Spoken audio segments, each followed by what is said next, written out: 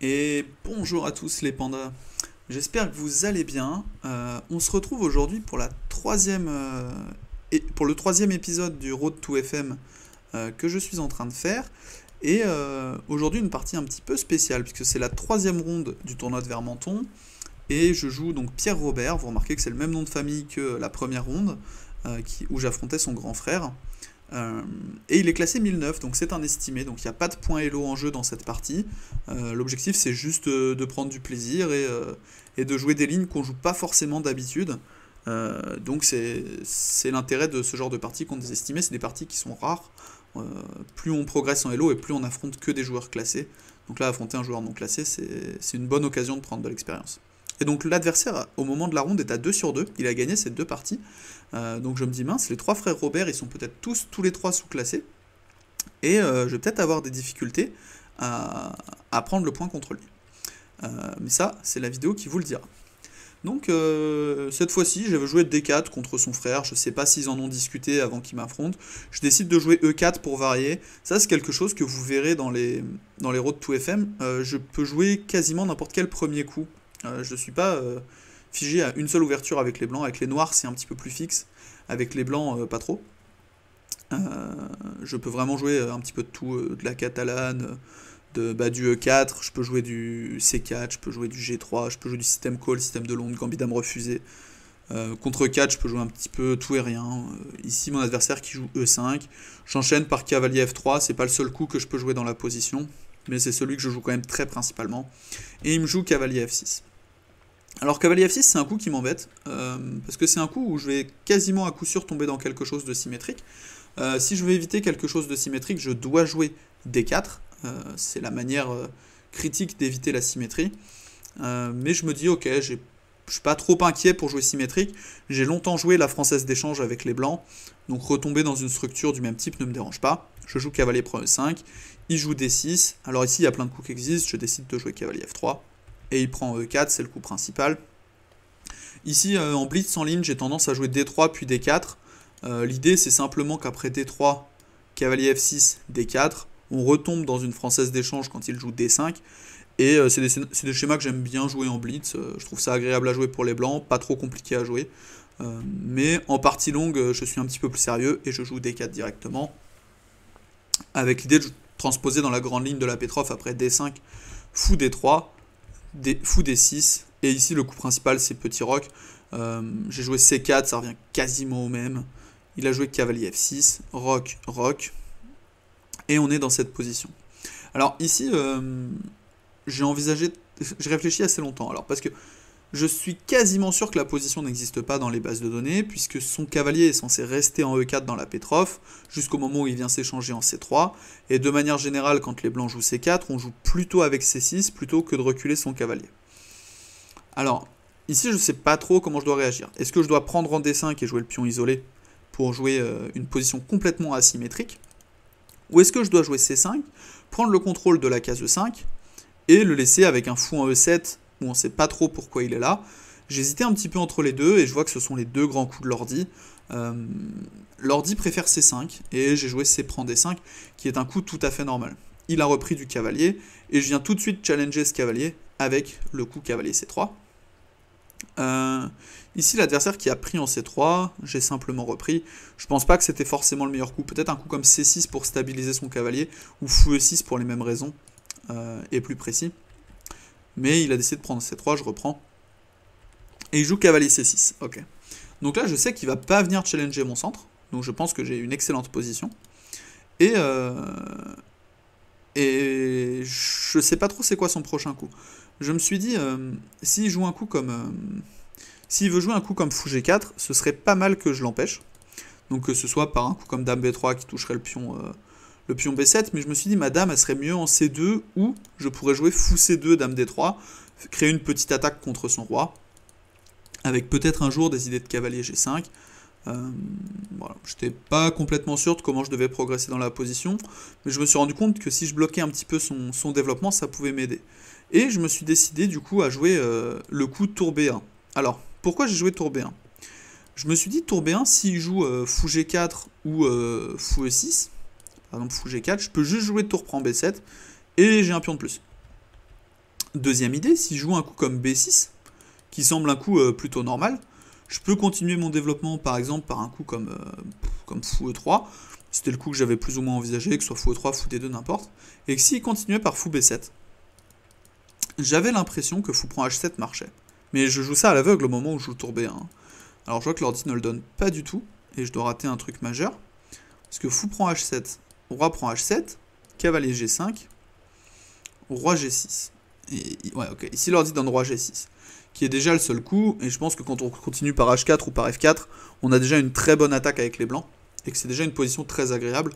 Moi ça m'aurait tout à fait été de jouer ça, mais j'aurais recalculé au moment où le fou arrivait en B7, si c'était pas plus intéressant de jouer autre chose. En l'occurrence, il joue cavalier C6, je joue tour B1, et ici elle me joue fou G4, et je me dis mais c'est étonnant, parce que quand je joue tour B1, toute l'idée c'est d'empêcher ce coup fou G4, à cause de tour prend B7. Donc je me dis, bah, il a dû rater quelque chose, enfin, soit je rate quelque chose dans tour prend B7, soit, bah, juste, il fait une mauvaise partie, ou il a juste pas vu le pion B7, tout est possible. Et, bah, je calcule un petit peu, je calcule tour prend B7, je regarde ce qui se passe après dame F6 qui vient appuyer le clouage, et je vois que je peux juste jouer fou E4, qui attaque le cavalier, défend le mien, je menace du dame D3, je me dis non, ça doit aller pour moi, et je finis par prendre le pion. L'adversaire qui joue dame F6, je continue avec le coup que j'avais prévu, qui est fou E4, et l'adversaire voit que son cavalier est attaqué et joue cavalier E7. À ce moment-là, j'ai plusieurs coups. Alors, dame D3, c'est naturel pour se déclouer. J'ai envisagé également tour E1 qui prend juste la colonne, et c'est à peu près tout. Donc, j'ai joué dame D3, j'attaque le pion H7, et l'adversaire doit jouer un coup. Ici, il me joue dame E6, et je suis très surpris par ce coup de dame E6, puisque la dame était déjà venue en F6, et ça, surtout cavalier G5 touche la dame, et touche le pion H7. Donc je me dis, cavalier G5, c'est intéressant. Et sa dame, elle n'a pas beaucoup de cases. C'est-à-dire qu'il ne peut pas vraiment venir en F6, puisque je vais juste jouer cavalier prend H7 fourchette, donc cavalier G5. Il peut pas trop manger A2, je pense. Je pense que j'ai même pas trop vérifié ce qui se passait s'il mangeait A2. Mais s'il joue un coup comme, par exemple, dame F6, je peux juste cavalier prend H7. S'il joue dame D7, je peux juste fou prend H7. Je pense que j'ai vraiment une excellente position ici. Et j'avais vu que s'il jouait dame H6, qui menace mat, et qui peut sembler dangereux, parce que si je joue cavalier F6, il y a juste fou... Enfin, cavalier F3, il y a juste fou prend F3. Et je peux... Ah, pardon, il n'y a pas fou prend F3, parce que fou prend dame. Je pensais qu'il y avait fou prend F3 dans la partie. Mais ici, il peut jouer par exemple dame H5, et il faut que je défende mon pion H. Et sur H3, est-ce que fou prend H3, ça marche? Faut commencer à être sûr de ce qu'on calcule. Mais en fait, sur dame H6, j'avais vu que j'avais fou prend H7, roi H8, et cavalier F7, c'est la partie, et il a abandonné après cavalier prend F7, puisque je menace fou prend H6, qui est complètement imparable dans la position, puisqu'il y a échec, il est obligé de jouer tour prend, seul coup autorisé, après fou prend H6, j'aurai une dame de plus, et du coup, après le coup cavalier prend F7, 17ème coup de la partie, 18ème pardon, coup des blancs de la partie, mon adversaire qui me tend la main, et qui abandonne cette partie. Alors, on va juste faire une petite review rapide. C'était une partie relativement rapide quand même. Hop.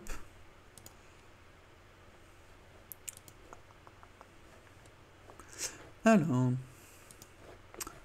Donc une partie plus facile, un petit peu comme la deuxième partie de ce tournoi, qui s'est retrouvée être plus simple à jouer que les autres.